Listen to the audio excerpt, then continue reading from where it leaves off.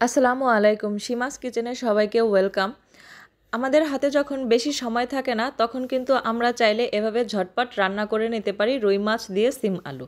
আর যদি পরিবারের কেউ মাছ না খেতে চায় তখন কিন্তু তার জন্য একটা ডিম এভাবে পাশে দিয়ে দিতে পারেন।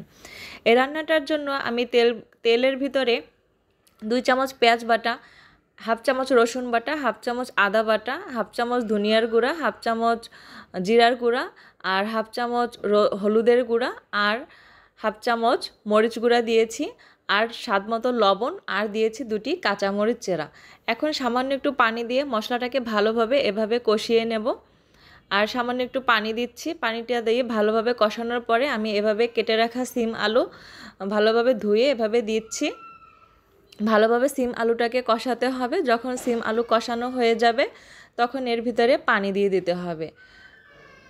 পানি দেওয়ার পরে আমি এখানে মাছ আগে থেকেই সামান্য একটু হলুদ গুঁড়া, মরিচ গুঁড়া এবং লবণ দিয়ে ভেজে রেখেছিলাম, সেটা এখানে দিয়েছি। আর একটা সিদ্ধ ডিম পাশে এভাবে দিয়েছি। এখানে ধনেপাতা কুচি দিয়ে দিলাম। রান্নাটা যখন শেষ পর্যায়ে তখন ধনেপাতা কুচি দিতে হবে, তাহলে খুব সুন্দর একটা ফ্লেভার আসবে। ঝোলটা যখন এভাবে টেনে আসবে তখন এটা রান্নাটা হয়ে যাবে। আমি পরিবেশন করে দেখাচ্ছি, দেখুন। এভাবে রান্না করলে আপনার সময় বেঁচে যাবে এবং আপনি অল্প পরিশ্রমে দ্রুত রান্নাটা করতে পারবেন। একই সাথে মাছ এবং সবজি খাওয়া হবে এবং সাথে ডিমও।